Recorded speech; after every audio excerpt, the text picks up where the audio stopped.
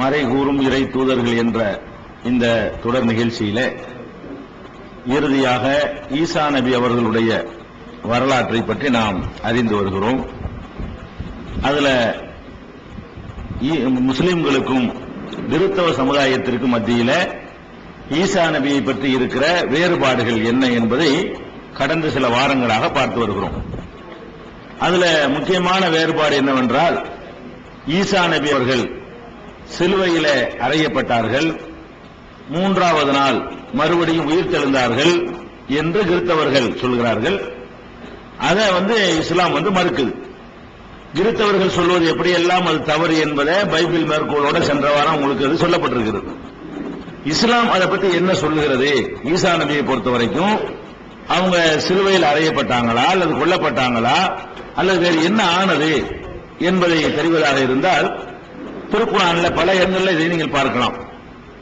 உதாரணத்திற்கு ஒன்றை சொல்வதாக இருந்தால், 4வது அத்தியாயத்தில் சூரத்து நிசாவுல 157, 158, 159 ஆகிய 3 வசனங்களை பார்த்தால் ஈசா நபி அவர்களுடைய நிலைமை என்ன என்பது ரொம்ப தெளிவாக அல்லாஹ் சொல்லிடுறான். அதுல அந்த வசனம் சொல்லுகிறது, வகௌலிஹிம் இன்னா கதல்னல் மஸீஹ ஈஸா இப்னு மரியம் ரசூலுல்லாஹ், அல்லாஹ்வின் தூதராகிய மரியமுடைய மகன் ஈசாவை நாங்கள் தான் கொன்றோம், கொலை செய்தோம் என்று அவர்கள் யூதர்கள் கூறிய காரணத்தினால் அவர்கள் சபிக்கப்பட்டார்கள். யூதர்கள் சொல்லிட்டு இருக்கிறாங்க, நாங்க ஈசா நபி கதையை முடிச்சிட்டோம்னு சொல்றாங்க. இன்னைக்கு வரைக்கும், இன்றைய தேதி வரைக்கும் யூதர்களுடைய நம்பிக்கை என்னன்னு கேட்டா, ஈசா நபியை நாங்க நினைஞ்சிட்டோம், கொன்றுட்டோம் அப்படின்னு சொல்லிட்டு இருக்கிறாங்க. அதை அல்லாஹ் குர்ஆன்ல சுட்டிக்காட்டி, இப்படி சொன்ன காரணத்தினாலேயே அவங்க சாபத்திற்கு ஆளாகிவிட்டார்கள் அப்படின்னு அல்லாஹ் அதை மறுக்கிறான். கௌலிஹிம், அந்த யூதர்கள் சொன்ன காரணத்தினாலும் சபிக்கப்பட்டிருக்கிறார்கள். என்ன சொன்னார்கள்னா, இன்னா கதல்னல் மஸீஹ ஈஸா இப்னு மரியம் ரசூலுல்லாஹ், அல்லாஹ்வின் தூதராகிய மரியமுடைய மகனாகிய ஈசாவை நாங்கள் தான் கொலை செய்தோம் என்று சொன்னார்களே, அதனாலேயே அவர்கள் அல்லாஹ்வுடைய சாபத்திற்கு ஆளானார்கள். அதை தொடர்ந்து அல்லாஹ் சொல்கிறான், வமா கதலுஹு, அவரை அவர்கள் கொல்லவில்லை, வமா ஸலபூஹு, அவரை சிலுவையில் கூட அறையவில்லை. கொல்லவில்லைங்கிறது மட்டுமில்ல, சிலுவையில் அறைஞ்சு தவிச்சு ஓடி போயிட்டாரான்னு கேட்டா, சிலுவையில் அறைஞ்சது அவர் இல்ல. வமா கதலுஹு, அவரை கொல்லவும் இல்லை, வமா ஸலபூஹு, அவரை சிலுவையில ஏற்றவும் இல்லை. வலாக்கின் சுப்பிகளகும், மாறாக அவர்களுக்கிடையே ஆள் மாறாட்டம் நடந்தது. அல்லாஹ் சொல்லி காட்டான், ஒரு ஆளை அவங்க சிலுவையில் அறைஞ்ச நெசம், அது ஈசா நபி இல்ல, வேற ஒரு ஆளை பிடிச்ச ஈசான்னு நினைத்துக் கொண்டு அந்த பிடிக்க வர்ற அதிகாரிகளுக்கு விளங்காதுல. ஒரு ஆளை பத்தி பிடிக்க வர்றாருந்தா ஒரு போலீஸ்காரர் நம்மளை அரெஸ்ட் பண்ண சொல்லி ஆர்டர் பண்ணிருப்பாங்க, நம்மளுக்கு தெரியாது. யாரை காட்டுறோம், இவர் தான் ஜெயில பிடிச்சிருவாங்க. வர்ற போலீஸ்க்கு தான் தெரியுமா? தெரியாது. அந்த மாதிரி பிடிச்சி சிலுவையில் அறையிறதுக்கு வர்ற அனுப்பப்படுற ஆட்களுக்கு விளங்காம வேற ஒரு ஆளை பிடிச்சி அரைஞ்சு விட்டாங்க. உலகின் சுப்பிகளகும் என்றாலும் அங்கே ஆள் மாறாட்டம் நடந்தது. இன்னல்லதி நக்தலஃபு ஃபீஹி, ஈசாவின் விஷயத்திலே யார் முரண்படுகிறார்களோ, லஃபி ஷக்கின் மின்ஹு, அவர்கள் இது பற்றி சந்தேகத்தில் தான் இருக்கிறார்கள். அவங்களுக்கு திட்டவட்டமான அறிவும் கிடையாது. அதான் நான் சென்ற வாரம் எடுத்து காட்டினேன். எவ்வளவு முரண்படுறாங்கன்னு பாருங்க. மத்தேயு என்ன சொல்றாரு, மார்க் என்ன சொல்றாரு, லூக்கா என்ன சொல்றாரு, சந்தேகத்துக்கு போய் தான் ஆளாளுக்கு ஒன்று சொல்றாங்க. அல்லாஹ் சொல்றாங்க சந்தேகத்தில், அந்த ஆளுக்கு சந்தேகத்தில் இருக்கிறாங்க, நீ அதை போய் நம்புற. இன்னஹும் லஃபி ஷக்கின் மின்ஹு, அவங்க இந்த விஷயத்துல சந்தேகத்தில் இருக்கிறார்கள். மாலஹும் பிஹி மின் இல்மின், இது பற்றி எந்த அறிவும் அவர்களுக்கு இல்லை. இல்லத்திபா அல்லன்னி, வெறும் ஊகத்தை பின்பற்றுவதை தவிர அவங்களுக்கு எந்த அறிவும் இல்ல, ஐ விட்னஸ் இல்லைங்க. ஒரு ஆளை கொலை செஞ்சிட்டாங்கன்னு சொல்றாங்க, கண்ணால் பார்த்த நேரடி சாட்சி வேணும். ஈசாவை சிலுவையில் அறைந்தார்கள்னா அதை பார்த்த ஆள் யாரு, அந்த ஆள் யார்கிட்ட சொன்னார், இது பைபிள்ல கூட கிடையாது. ஈசா நபி எல்லாம் காலத்துக்குலாம் பிந்தி எழுதப்பட்ட எழுதி வச்சிருக்கிறாங்க. அதுதான் அல்லாஹ் சொல்லி காட்டுறான், இல்முன்னா திட்டவட்டமான அறிவு. திட்டவட்டமான அறிவுண்டா என்ன? ஒரு ஆளு கொல்லப்பட்டார் என்பதற்கு திட்டவட்டமான அறிவு என்ன? பாடியை கொண்டாந்து காட்டணும், கொல்லப்பட்ட அந்த குணம் பாரு, செத்து போயிட்டான் பாரு அப்படின்னு காட்டணும். இல்லன்னா ஐ விட்னஸ், நாங்க எல்லாம் பார்த்தோம் என்று என்ன செய்யணும், கண்ணால் கண்ட சாட்சியங்கள் இருக்க வேண்டும். அல்லாஹ் சொல்லி காட்டுறான், மாலஹும் பிஹி மின் இல்மின், இது பற்றி அவர்களுக்கு எந்த அறிவும் கிடையாது. இல்லத்திபா அல்லன்னி, ஊகத்தை பின்பற்றுவதை தவிர வேற எந்த அறிவுமே அவங்களுக்கு இல்லாம சொல்லிட்டு இருக்கிறாங்க. அதுக்கப்புறம் நல்லா மேலும் சொல்லி காட்டுகிறான், வமா கத்தலூஹு யகீனா, உறுதியாக யகீனாக நிச்சயமாக அவரை அவர்கள் கொல்லவில்லை. ஸ்டார்டிங்ல ஒரு கொல்லவில்லைன்னு சொல்லிவிட்டான். அந்த 157 வசனத்தை முடிக்கும் போது அல்லாஹ் சொல்லி காட்டுறான், வமா கத்தலூஹு யகீனா, உறுதியாக நிச்சயமாக யகீனாக, யகீனா திட்டவட்டமாக அவரை கொல்லல. அவ கொல்லலன்னு என்ன ஆனாரு? சிலுவையில் அறையவும் இல்ல, கொல்லவும் இல்ல. அப்ப கொல்லல என்ன ஆச்சு? அவர் என்ன ஆனாரு இப்ப அப்படின்னு கேட்கும் பொழுது 158 வசனத்துல அல்லாஹ் அதுக்கு ரிப்ளை சொல்லி காட்டுகிறான், பல் ரஃபாஹுல்லாஹு இலைஹி, மாறாக அல்லாஹ் அவரை தன்னளவில் உயர்த்தி கொண்டான். நேரடி அர்த்தம் இதெல்லாம், தஃசீர் கிடையாது, நேரடி அந்த வாசகத்துக்கு உங்க அர்த்தம். அதுலயே அல்லாஹ் என்ன செஞ்சான்னு தெளிவுபடுத்திடணும். இதுல கருத்து வேறுபாடுக்கு சண்டைக்கு இடமே கிடையாது, ரெண்டு கருத்து கொள்வதற்கு வழியே கிடையாது. அவ்வளவு தெளிவான வாசகங்களை கொண்டு அல்லாஹ் சொல்றான், பல் ரஃபாஹுல்லாஹு இலைஹி, அல்லாஹ் தன்னளவில் அவரை உயர்த்தி கொண்டான். கான அல்லாஹு அஸீஸன் ஹக்கீமா, அல்லாஹ் மிகைத்தவனாகவும் நுண்ணறிவாளனாகவும் இருக்கிறான் அப்படின்னு சொல்லி 158 வசனம் சொல்கிறது. இப்ப இந்த ரெண்டு வசனத்தை நீங்க மேலோட்டமா பார்த்தா என்ன விளங்குது? ஈசா நபி அவங்க கொல்லல, சிலுவையில் அறையல, உறுதியா கொல்லவே இல்ல. இப்படி சொன்னாலே சாபத்துக்குரிய ஒரு பேச்சு, சபிக்கப்பட்டு விட்டார்கள் சொன்ன காரணத்தினாலே ஒரு சாரார் சாபத்திற்கு ஆளாயிட்டார்கள். இது சொல்லிட்டு என்ன ஆனார்னு சொன்னா, அவரை தன்னளவில் அல்லாஹ் உயர்த்தி கொண்டான்னு சொல்லி அல்லாஹ் முடிக்கிறான். என்ன அர்த்தம்? அவர் அல்லாஹ் ஒசத்திக்கிட்டான், இவ்வளவுதான். குர்ஆனுக்கு குர்ஆன் என்ன சொல்கிறதோ அதுதான் கொசு விழுந்துருவான்னு பார்க்க வேண்டியதில்லை, லைட் எல்லாம் பாக்குறாங்க புகை வருது. அப்ப குர்ஆனை பொறுத்த வரைக்கும் அது என்ன சொல்கிறதோ அது அப்படியே நம்புறத நம்ம கடமை. அதுக்கு சுத்தி நேரடியா ஒரு கருத்தை சொல்லும் பொழுது இது இல்லாட்டி நல்லா இருக்கும். ஏன்னா நமக்கு நம்ம அறிவு என்ன சொல்லணும் தெரியுமா? ஒரு மனுஷனை எப்படி உசத்துறது, நமக்கு சைத்தான் உள்ள நுழைஞ்சு என்ன செய்வான்னு கேட்டா, ஒரு மனுஷனை பாடியோட அப்படி மேல தூக்கிட்டு போறது அது எப்படி, அப்படி ஒண்ணு இல்லாம இருந்தா கொஞ்சம் நல்லா இருக்குமே அப்படின்னு ஒவ்வொரு மனுஷனுக்குள்ளே ஒரு சைத்தான் சொல்லிக்கிட்டு இருப்பான். ஆனால் அல்லாஹ் இது யார் செய்யறான்னு பார்த்தோம்னு சொன்னா அல்லாஹ் செய்யறான். அல்லாஹ்வுக்கு ஒரு பெரிய விஷயமா? ஒரு 55-60 கிலோ 70 கிலோ இருக்கக்கூடிய ஒரு மனுஷனை மேல தூக்கிட்டு போறது ஒரு பெரிய விஷயமா அல்லாஹ்வுக்கு? கோடான கோடி எடை உள்ள சூரியன், சந்திரன், செவ்வாய், சுக்கிரன், வியாழன் எல்லாம் அல்ல அப்படி நிப்பாட்டி வச்சுக்கிறான். கோடான கோடி டன் எடை கொண்ட அந்த அந்தரத்தில் அப்படி வசதி நிப்பாட்டி வச்சுக்கிற அல்லாஹ்வுக்கு இந்த ஒரு சின்ன அற்பத்திலும் அற்பம் ஒரு 60 கிலோங்கிறது, 75 கிலோங்கிறது, 90 கிலோ வச்சுக்கிறோம். எத்தனை கிலோ? 100 கிலோ கூட எடுத்திருப்பாரு. ஒரு 100 கிலோவுக்கு உள்ளக்கூடிய ஒரு எடையை ஒரு மனுஷன் அப்படி தூக்கிட்டு போறது என்பது அல்லாஹ்வுக்கு ஒரு பெரிய மேட்டரே கிடையாது. அல்லாஹ்வுக்கு ஒரு சின்ன ஒரு விஷயம். இதை நம்ம மனசுல எப்பவுமே ஞாபகத்துல வச்சுக்கிறோம். நமக்கு ஏற்ற மாதிரி யாராவது சொல்லுவாங்களான்னு தேடிட்டு இருக்க கூடாது. அல்லாஹ் ஒண்ணு சொல்லிட்டான்னு சொன்னா அதாவது அப்படி ஏத்துக்கணும். நமக்கு இல்லாத ஒண்ணு நுழைக்கிறது தப்பு. மூசா நபி கைத்தறி போட்டாங்க, பாம்பா மாறுச்சுன்னு இருக்கும். நம்மளுக்கு என்ன செய்யும்? இது இன்னுமே வேற மாதிரி தான் நல்லா இருக்குமே அப்படின்னு சொல்லும் போது எவனாச்சும் ஒரு வியாக்கியானம் கொடுப்பான். அதை கேட்டுட்டு போயிடக்கூடாது. அல்லாஹ் தெளிவான வார்த்தைகளை கொண்டு சொல்லுகிறார். அல்லாஹ் ஒன்று வார்த்தையை சொல்லும் பொழுது அதுல இல்லாத ஒன்னையெல்லாம் சுத்தி வளைச்சுக்கிட்டு வியாக்கியானம் கொடுக்க கூடாது. அல்லாஹ் ஒரு பிறப்பு அதிசயமாக்கணும் இல்லையா? அவருடைய முடிவையும் அல்லாஹ் அதிசயமாக்கி வச்சுக்கணும், அவ்வளவுதான். அவர் பிறந்ததே ஒரு அதிசயம் தானே. பிறந்ததே தகப்பன் இல்லாமல் பிறக்கிறது என்பது சாதாரணமாக நடக்கிற காரியமா? அது நடந்திருக்கா இல்லையா? இன்னைக்கு வேண்டாம் குளோனிங்ல பிறக்கலாம் நீங்க சொல்லலாம். அன்னைக்கு இது பெரிய ஆச்சரியமான ஒரு மேட்டர் தானே. அப்ப ஆச்சரியமான முறையில் அல்லாஹ் அவரை பிறக்க செய்திருக்கிற மாதிரியே ஆச்சரியமான முறையில் அல்லாஹ் என்ன செய்யறான், அவரை இறப்பையும் ஒரு வித்தியாசமா ஆக்கி வச்சிருக்கிறான் அப்படின்னு எடுத்துக்கொண்டோம்னு சொன்னா எந்த குழப்பமும் வராது. இந்த வசனத்தை பார்த்த உடனே சில பேர் என்ன செய்வாங்க தெரியுமா? இது இது சரிதான், அவங்க கொல்லல, ஈசா நபி என்ன செய்யல, அவங்க கொல்லலன்னு தான் இருக்குது. அவர் சாவலன்னு இருக்குதா? அவங்க கொல்லல, எங்கேயாவது ஒளிந்து மறைஞ்சு போய் அவர் மொத்தம் போயிருப்பாரு, இறந்து போயிருப்பாரு. அதனால அவரு அது சரியில்லை. சில ஆளுக்கு வியாக்கியானங்கிற பேர்ல இதுல வசனத்துல என்ன சொல்லப்படுது? 457 மா கத்தலூஹு, அவரை அவர்கள் கொல்லவில்லை, நாங்கள் அதை ஏற்றுக்கொள்கிறோம். அவரை சிலுவையில் அறையவில்லை, அதை நாங்கள் ஏற்றுக்கொள்கிறோம். தப்பிச்சு ஓடி போயிட்டாரு, கொல்லவும் இல்ல, சிலுவையில் அறையவும் இல்ல, தப்பிச்சு ஓடி போயிட்டாரு. ஓடி போய் என்ன மூத்தா போயிருப்பாரு அப்படின்னு சொல்லிவிட்டு என்ன செஞ்சாங்க? பாலஸ்தீனத்துல ஈசா நபி கபரு இருக்குது, காஷ்மீர்ல ஈசா நபி கபரு இருக்கலாம், புட்டாவெல்லாம் விட்டுக்கிட்டாங்க. அப்புறம் அது அப்படி சொன்னா சரியா வருமானு கேட்டா அது 158 கவுண்டர் கொடுக்கணும் இல்ல. அப்புறம் என்ன நடந்துச்சுன்னு அவங்க கொள்ளல, சிலுவையில் அறையவில்லை, அல்லாஹ் தன்னளவில் உயர்த்தி கொண்டேன்னு சொல்றானப்பா. அப்புறம் ஏன் தலைமறைவானா இருக்கிற? மாறாக அவர் தலைமறைவாகி விட்டார்னு எல்லாம் சொல்லணும், அல்லது மாறாக இயற்கையாக மரணித்து விட்டார்னு அவர் சொல்லணும். அல்லாஹ் என்ன சொல்லியிருக்கணும்னா, இவங்க சொல்றபடி இருந்தால் அவரை கொல்லவும் இல்லை, சிலுவையில் அறையவும் இல்லை, தானா செத்து போயிட்டாரு.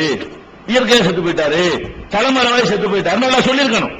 அல்லாஹ் எப்படி சொல்றான்னு கேட்டா, கொல்லவே இல்லைன்னு 157 வசனத்துல சொல்லிட்டு 158ல என்ன சொல்றான்னு கேட்டா, பல் ரஃபாஹுல்லாஹு இலைஹி, தன்னளவில் அவரை அல்லாஹ் உயர்த்தி கொண்டான் அப்படின்னு ஆயிடுச்சு. உடனே என்ன செய்யறாங்க தெரியுமா? இதுக்கு வியாக்கியானம் நம்மள உள்ள ஆளுக்குதான். நம்மளை சேர்ந்த சில பேர், சிறுபான்மையா இருக்கக்கூடிய சில பேர் ஒரு ஹிஜ்ரி 200ல இருந்து இப்படி ஒரு கருத்து சொல்லிட்டே வர்றாங்க. ஹிஜ்ரி 200ல இருந்த அதெல்லாம் கிடையாது, ஈசா நபி உயர்த்தப்படல, அவர் சாதாரணமா இயற்கையா மரணிச்சுட்டாரு, அது எப்படி பல்லாயிரம் வருஷத்துக்கு அப்படி உசோடு இருக்க முடியும், இப்படி எல்லாம் அவங்களா ஒரு கேள்வியை கேட்டுக்கொண்டு சொல்லும்போது இந்த ரஃபாஹுல்லாஹுன்னு இருக்கப்ப அதுக்கு என்ன அர்த்தம்? அவருடைய அந்தஸ்தை உயர்த்தி விட்டான்னு அர்த்தம். அதாவது என்ன அர்த்தம் கேட்டா, அவரை உயர்த்திட்டான்னு நல்லா சொல்றான்ல, அவரை உயர்த்திட்டான்னு சொன்னாருக்கு என்ன கருத்து? அவருடைய தகுதியை எல்லாம் உசத்தி விட்டான். நீங்க கொல்லவும் இல்லை, சிலுவையில் அறையவும் இல்லை, அவரை உயர்த்தி விட்டானுக்கு என்ன அர்த்தம் கேட்டா, அவருடைய தகுதி கூட பெரிய தர்ஜாவோட எல்லாம் அவரை வச்சுட்டான் அப்படின்னு இதுக்கு வியாக்கியானம் கொடுப்பாங்க. இது தப்பு. ஏன் தப்புன்னு சொன்னா, ரஃபா என்ற வார்த்தைக்கு தகுதியை உயர்த்துன்னு அர்த்தம் கிடையாதுங்க. ரஃபா என்ற வார்த்தைக்கு என்ன அர்த்தம் கேட்டா, ஒரு பொருளை இப்படி மேல தூக்குற பாருங்க, அதுக்கு தான் ரஃபா. ரஃபா சமா, வானத்தை அல்லாஹ் உயர்த்தினான். ரஃபாங்கிற வார்த்தை, இதே ரஃபாஹுல்லாங்கிற வார்த்தை குர்ஆன்ல என்ன வருது? வானங்களை சொல்லும் பொழுது ரஃபா சமாவாத்தி பிகைரி அமதின் தரவுனஹா, நீங்கள் பார்க்கின்ற தூண்கள் ஏதும் இல்லாமலேயே வானத்தை அல்லாஹ், வானங்களை அல்லாஹ் உயர்த்தி வைத்திருக்கிறாங்க. வானத்துக்கு தர்ஜாவை வசதித்தான், சுருக்கம் கொடுக்குறான். அதுக்கு வானங்களை உசத்தி விட்டான்னு சொன்னா என்ன அர்த்தம்? வானம் உயரத்தில் இருக்குன்னு அர்த்தமே தவிர அதனுடைய தர்ஜா கூடிவிட்டதுன்னு அர்த்தம் ஏதாவது வருமா? வராது. தொழுகிறோம், தொழுகையில 2 கைகளையும் உயர்த்த வேண்டும் இல்லையா? கைகளை உயர்த்தி உயர்த்தி தக்பீர் கட்டணும் இல்லையா? இதை சொல்லும் போது ஹதீஸ்ல எப்படி வரும்னா, ரஃபா யதைஹி, கைகளை ரசூல் ஸல்லல்லாஹு அலைஹி வஸல்லம் உயர்த்தினார்கள் வரும். இதை ஒருத்தர் படிச்சுட்டு கைகளுடைய அந்தஸ்தை உயர்த்தினார்கள் யாராவது சொல்லுவானா? கைகளை உயர்த்தினார்கள் என்ன அர்த்தம்? கீழே கிடக்கிற கை மேல போகுன்னு அர்த்தம்.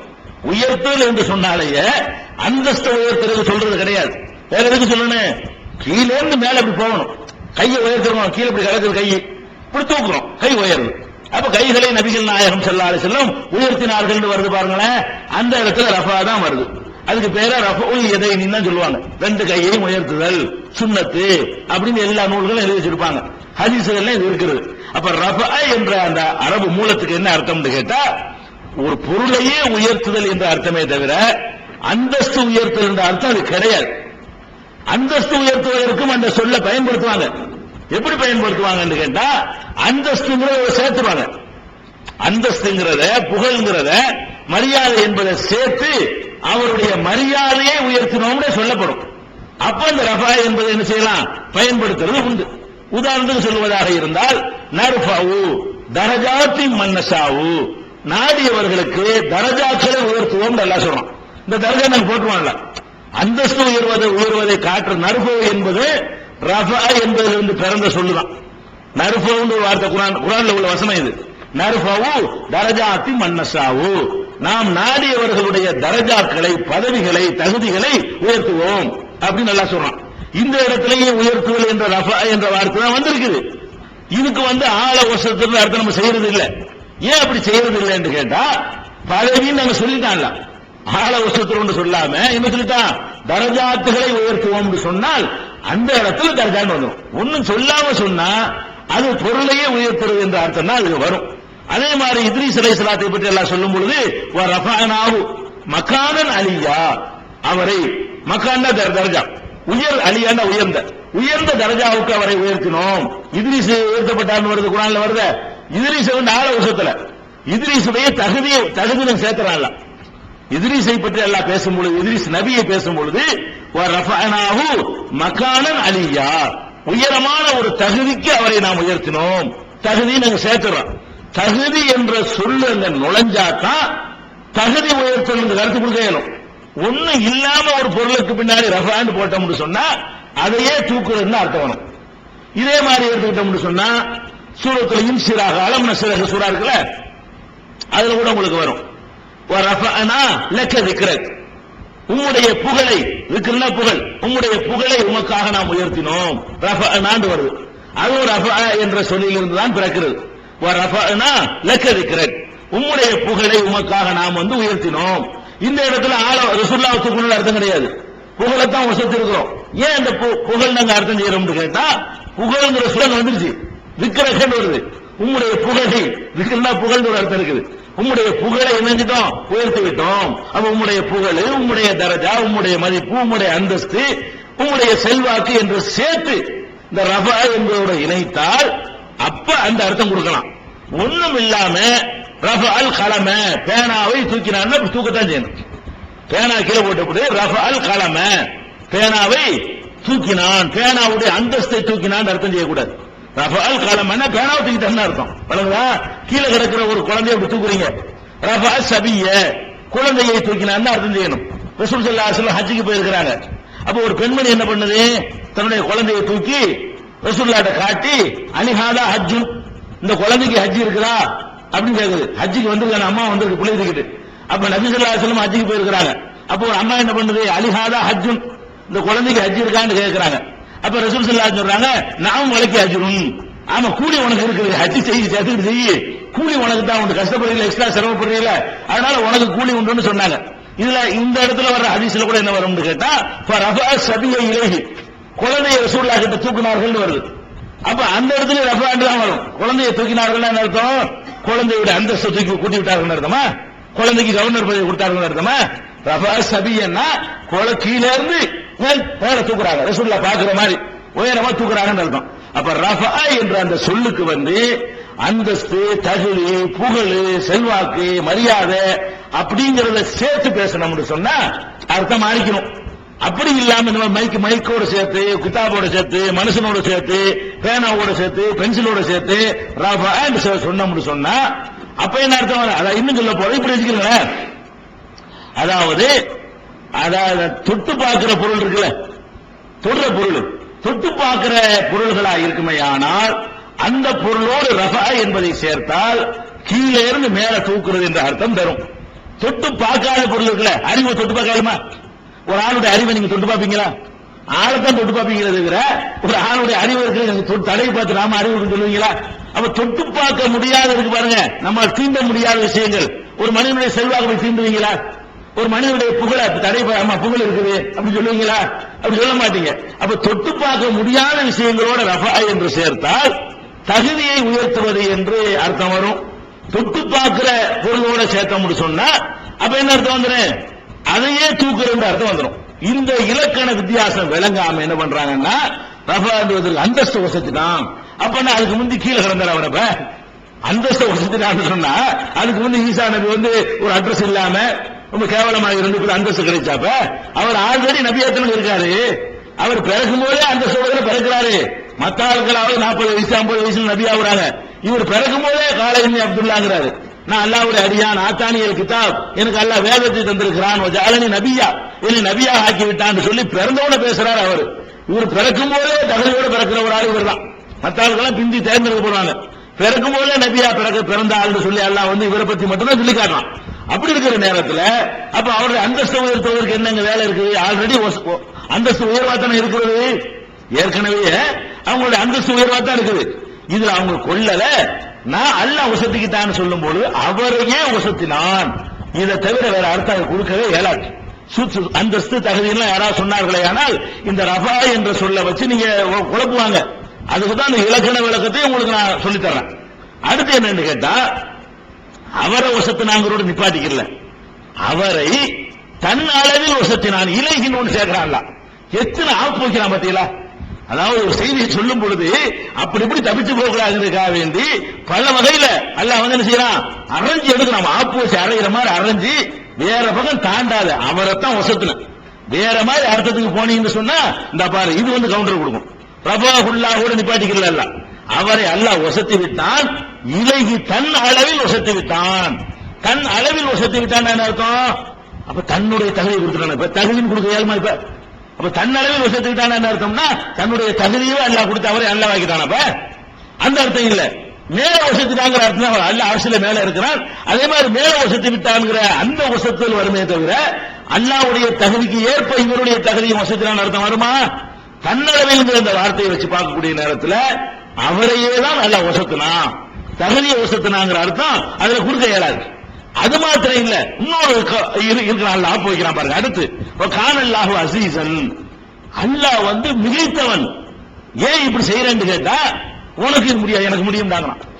இது அந்தஸ்தை கொடுக்கறதுக்கு இதை சொல்லணுமா? ஏனென்றால் நான் மிகைத்தவனா இருக்கிறேன். அந்தஸ்தை கொடுக்கறது எதுக்கு மிகைக்கணும்? கொடுத்துட்டு போயிடலாம் சாதாரணமா. கீழே கிடக்கிற ஒரு ஆளு பூமியோட ஈர்ப்பு சக்தி நம்மளை இழுக்கும். இதை மிஞ்சிக்கிட்டு போறதா இருந்தா ரொம்ப வலிமையான ஒரு சக்தியால் தான் தூக்க முடியும். பூமியில் நம்மளை இருக்கிறதே இல்லையா? பூமிக்கு ஒரு ஈர்ப்பு சக்தி இருக்கிறது. அந்த ஈர்ப்பு சக்தி நம்மளை பிடிச்சி கீழே இழுத்துட்டு இருக்கும்போது அதை ஜெயிச்சுக்கிட்டு மேல நீங்க கொண்டு போறதா இருந்தால் அது ரொம்ப வலிமை மிக்க ஒருத்தனா இருக்கணும். எனக்கு இருக்குங்க. அதை 457 பல் ரஃபாஹுல்லாஹு இலைஹின்னு சொல்லிவிட்டு கானல்லாஹு அஸீஸன், அல்லாஹ் வந்து அஸீஸ் மிகைத்தவனா இருக்கிறான். நான் மிகச்சவன். மிகைத்தவனா அர்த்தம் நான் எதுவும் செய்ய வேண்டாம். எனக்கு செய்ய யாரும் செஞ்சவன் யாருன்னு பாத்தியா? நீ என்ன இது மனுஷன் வசத்த முடியுமான்னு கேட்கிற? உனக்கு வசத்த முடியாது, எனக்கு முடியுமா முடியாதா? நான் செஞ்சிருக்கிறேன் அப்படிங்கிறதுக்கு அல்லாஹ் என்ன பண்றான்? கானல்லாஹு அஸீஸன், அல்லாஹ் வந்து மிகைத்தவனாக இருக்கிறான் அப்படின்னு ஒன்னு சொல்லிடுறான். சில ஆளுக்கு கேள்வி எல்லாம் கேட்பாங்க. அப்படி மேல போனோம்னு சொன்னா மூச்சு இறைக்காதா? மூச்சு அடைக்காது. விமானத்தில் போகும்போதே என்ன செய்யுது? பெல்ட் போட்டு பயந்து அப்படி ஏறல. விமானத்தில் ஏறினீங்கன்னா விமானம் அப்படி டேக் ஆஃப் ஆகும். என்ன செய்யும்? அப்படியே நம்ம கொட்டெல்லாம் மேல வர்ற மாதிரி இருக்கும். நெஞ்சு வந்து தொண்டைக்குள்ளி அடைக்கிற மாதிரி ஒரு ஃபீலிங் எல்லாம் வரும். பழகிட்டாங்கன்னா வராது. ஸ்டார்டிங்ல 1 2 3 தடவை போகும்பொழுதெல்லாம் அந்த மாதிரி அனுபவம் இருக்கு. இந்த வேகத்தில் எல்லாம் நடந்துக்கிட்டு போயிருமா? இதெல்லாம் தாண்டி படுவேகத்தில் போயிட்டுப்பான். அல்லா தூக்கிட்டு போறதா இருந்தா இந்த விமானம் போற வேகத்தை எல்லாம் விட 1,00,000 மடங்கு வேகத்துல அல்லா கொண்டு போயிருப்பான். விமான வேகத்துல போய் அங்க போய் சேர்றதா இருந்தா இன்னும் சேர்ந்து இன்னும் போயிட்டு தான் இருப்பார். அவ்வளவு தொலைவு. அவர் 2000 வருஷமா போனா கூட அந்த இடத்துக்கு சேர்ந்துட முடியாது. அவ்வளவு தொலைவுலையாக என்ன இருக்குது? அதை வந்து அல்ல அமைச்சு வச்சு தன்னுடைய சாம்ராஜ்யத்தை அல்ல அமைச்சு வச்சிருக்கிறான். அப்ப அல்லா எப்படி தூக்கிட்டு போயிருப்பான்? இப்படி தூக்கிடுவான். இந்த வேகத்தில் போயிருக்கிறோம். அவ்வளவுதான். அவ்வளவு ஃபாஸ்டா போயிருப்பாரு. அப்படின்னா மூச்சு தண்ணி செத்து போயிட மாட்டாரா? அதுக்கு நல்லா கவுண்டர் வைக்கிறான். ஹக்கீமா கானல்லாஹு அஸீஸன் ஹக்கீமா, நான் நுணுக்கமானவன்டா.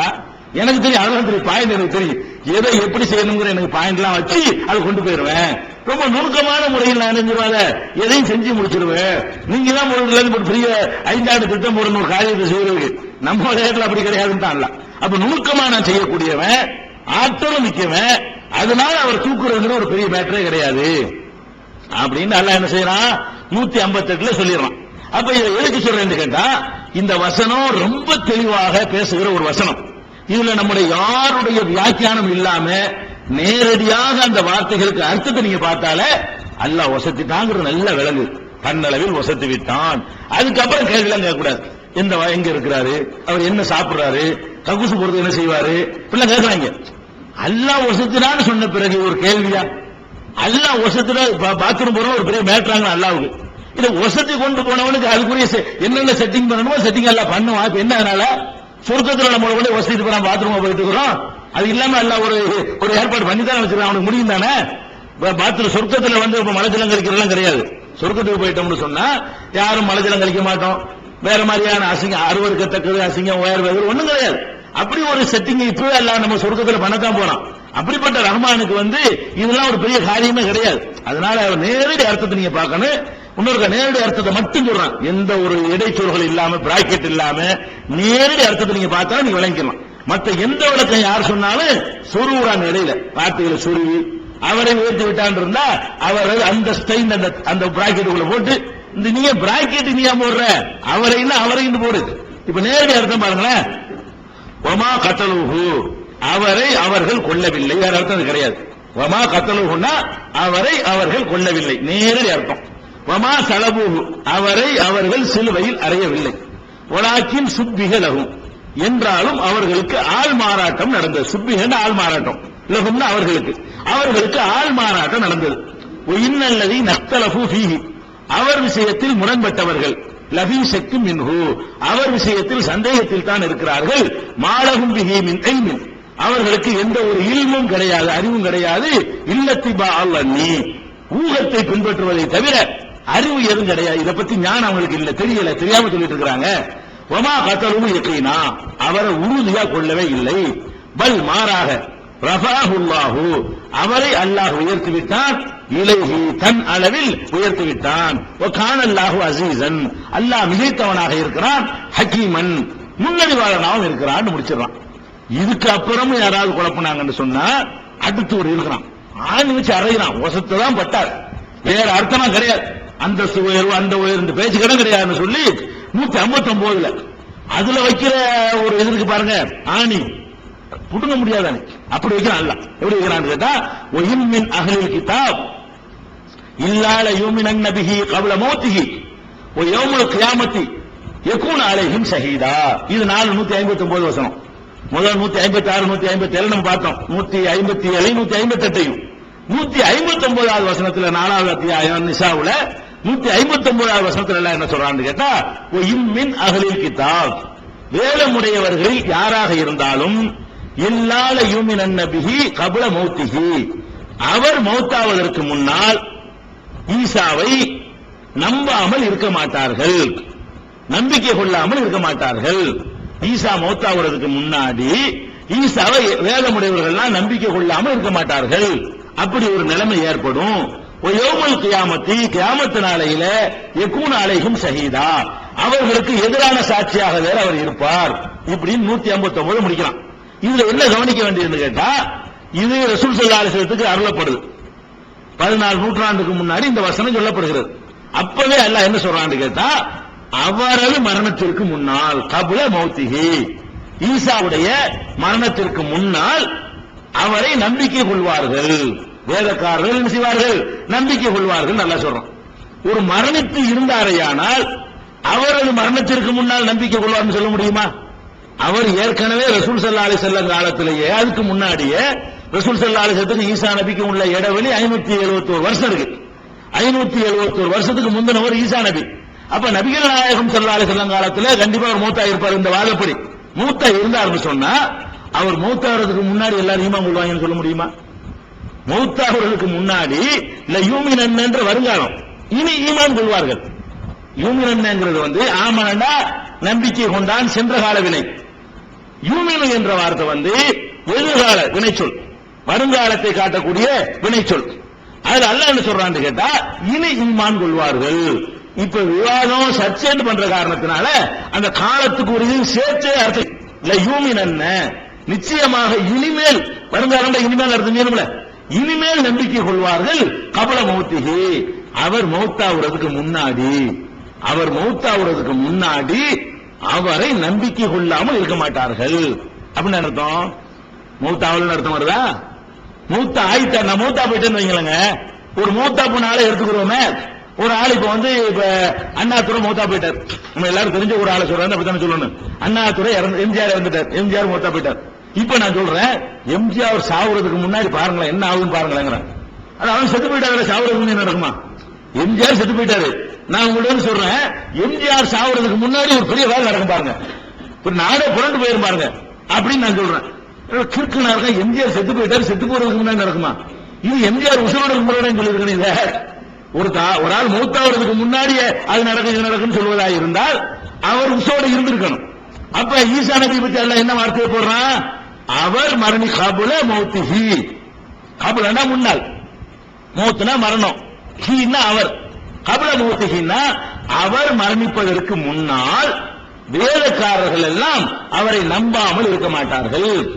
அப்படின்னு என்ன அர்த்தம்? அவர் மௌத்த ஆவல, இனிமே மௌத்த ஆவாரு, அதுக்கு முன்னாடி எல்லாரும் ஏத்துக்குவாங்க. கடைசி காலத்தில் வருவான்னு அர்த்தம்.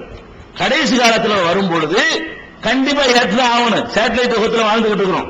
அப்படி வானத்தில் வந்தாருன்னு சொன்னா உலகத்தில் உள்ள எல்லாரும் வீட்டுல டிவி பெட்டில் அவர் பார்ப்பான். பார்க்க முடியுமா? முடியாதா?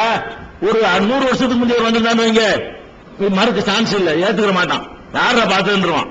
இன்னைக்கு அப்படி முடியுமா? இன்னைக்கு மேல இருந்து ஒண்ணு வந்தாலே உலகத்தில் உள்ள அவ்வளவு சேட்டலைட்டும் அதை கண்டுபிடிச்சிடும். அந்த மாதிரி ரேடார் வசதி எல்லாம் வச்சிருக்கான்.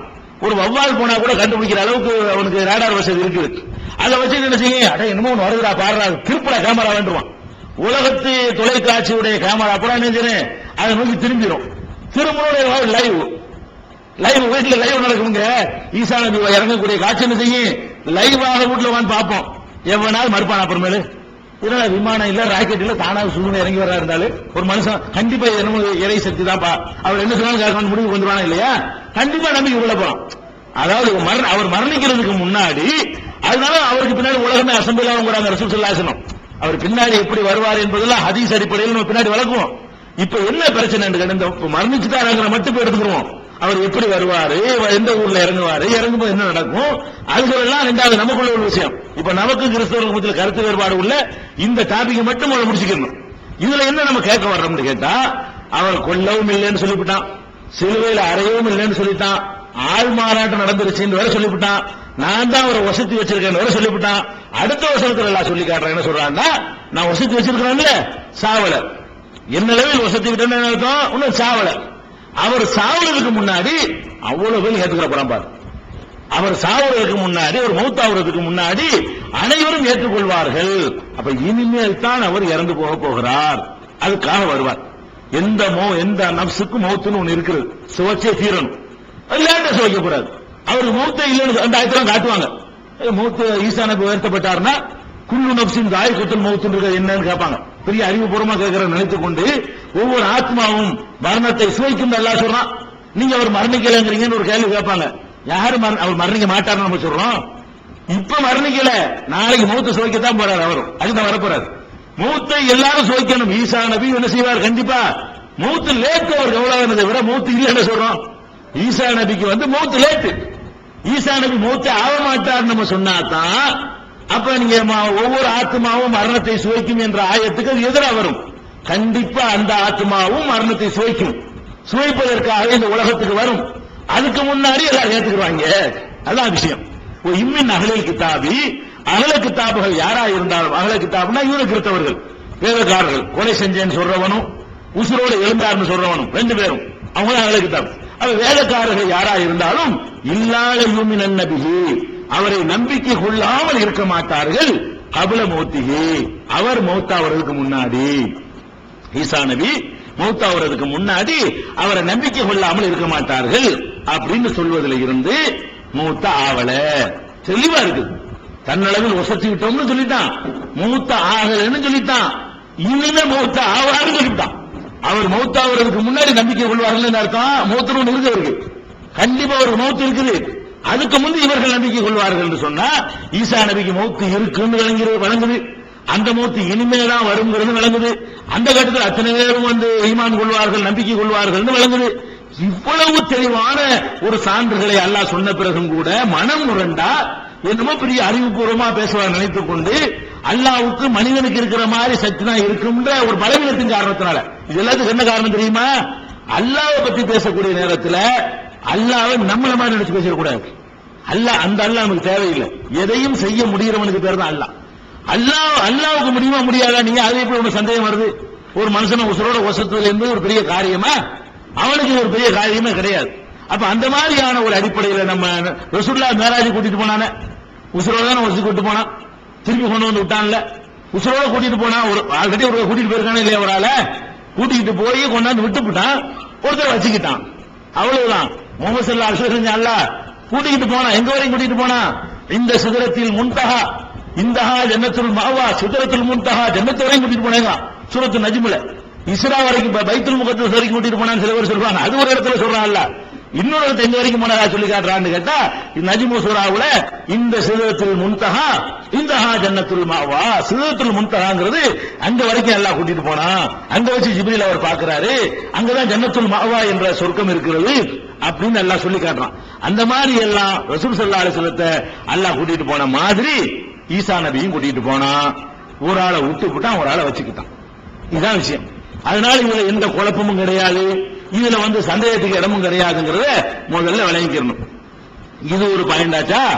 அதுக்கப்புறம் 43வது அத்தியாயத்தை எடுத்துக்கிறங்க.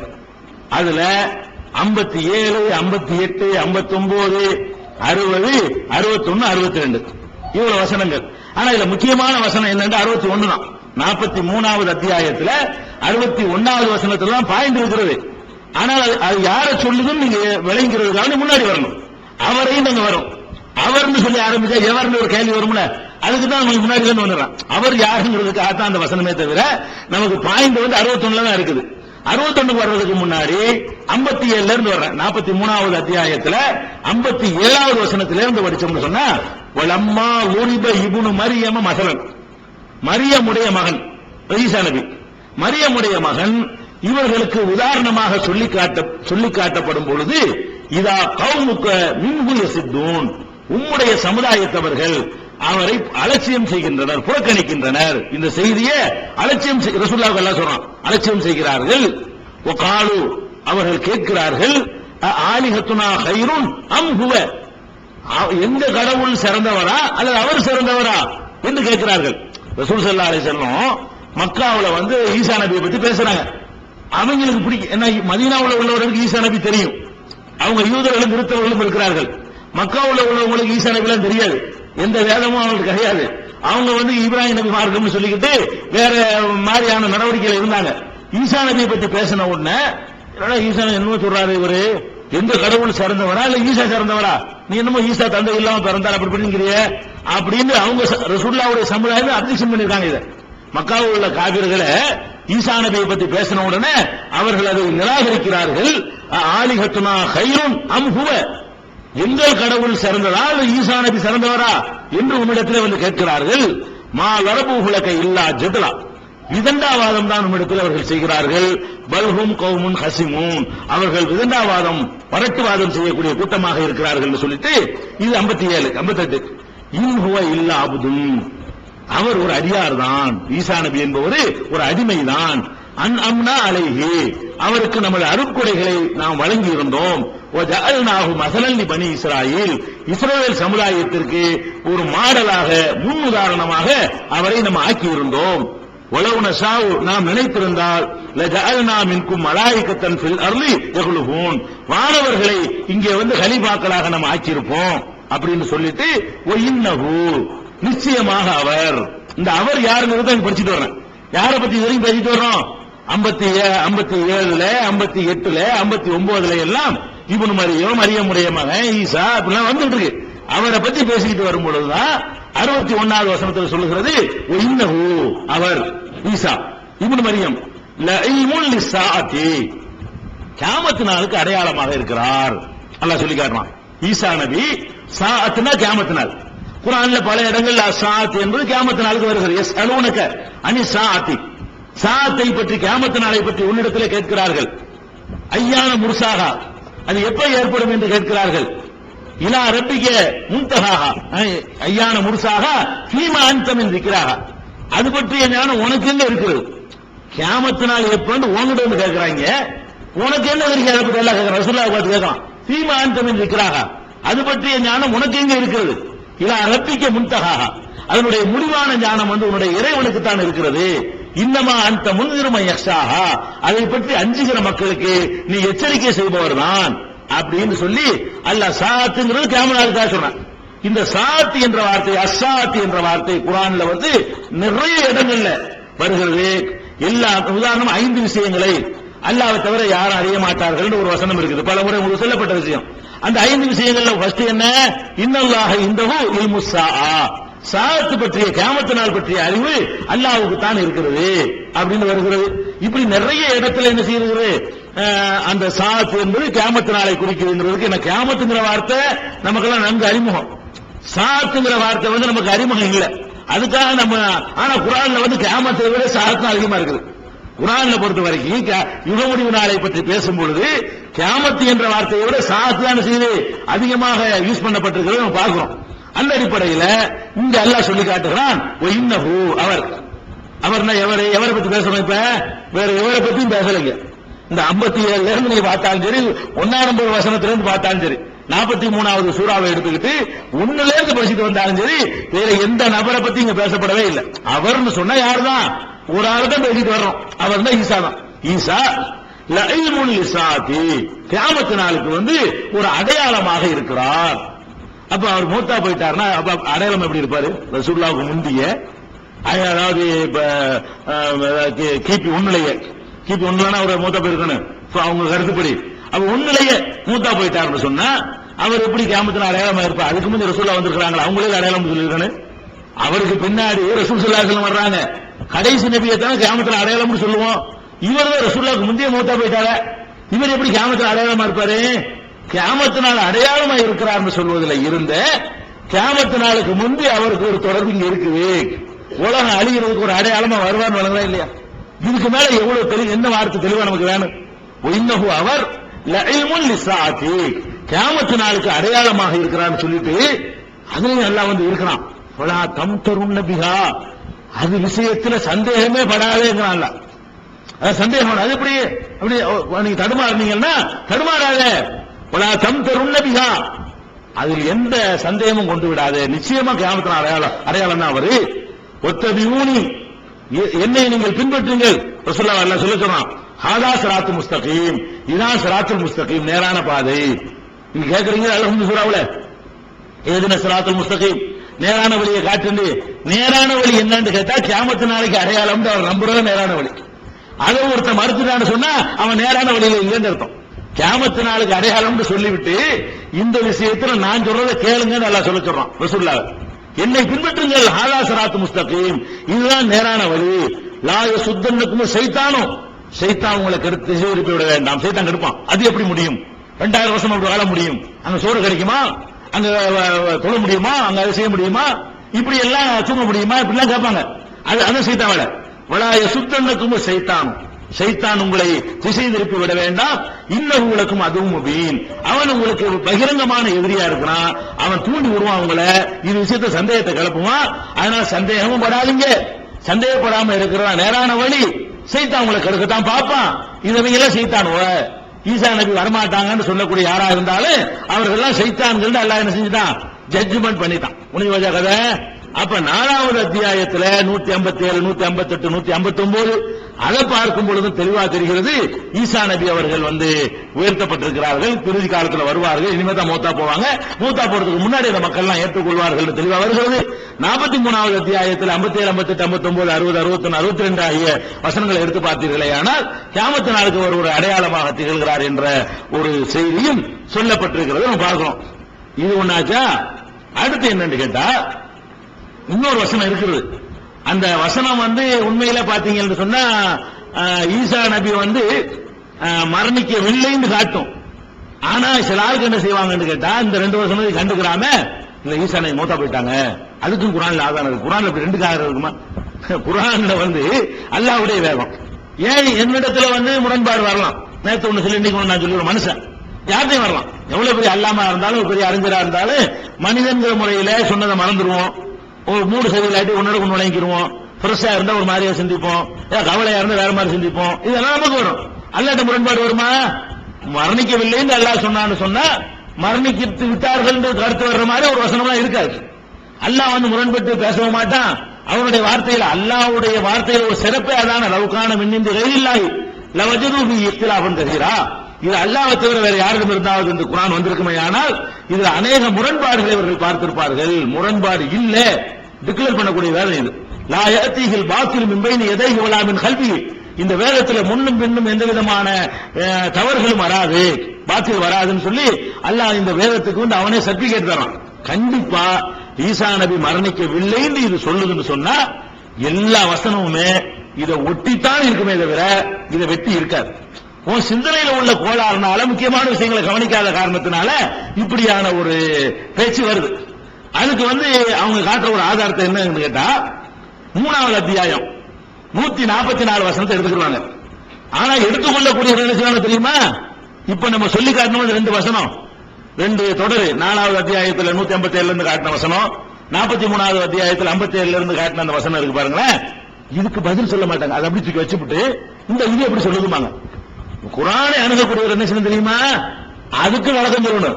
மௌத்துக்கு முன்னாடி ஈமான் கொள்வார்கள் என்ன அர்த்தம் சொல்லு. முதல்ல தன்னால அதுக்கு அர்த்தம் சொல்லணும். அது அப்படி தனியா இருக்கட்டு. இதுல இருக்குல்ல எப்படி இருக்குன்னா முரண்பட வைக்கிறது. அதை நீ எடுத்துக்க, நான் இதை நான் எடுத்துக்கிறேன். அப்படியா குர்ஆன்? அப்படியா அல்லாஹ்வுடைய வேதம் இருக்கு? அப்ப அந்த 2 வசனங்களுக்கு பதிலே சொல்ல மாட்டார்கள். எந்த கேள்வி கேட்டாலும் அதுக்கு வியாக்கியானம் அந்தஸ்தை உயர்த்தி விட்டார்கள் ஒரு மறுப்புவாங்க. ஆனா அவருடைய முகத்துக்கு பின்னால கேட்டா அதுக்கு பதில் சொல்ல மாட்டாங்க. கியாமத்தினால அடையாளம் எப்படிப்பான்னு கேட்டா அதுக்கு பதில் சொல்ல மாட்டாங்க. அதுக்கு பதில் இல்ல.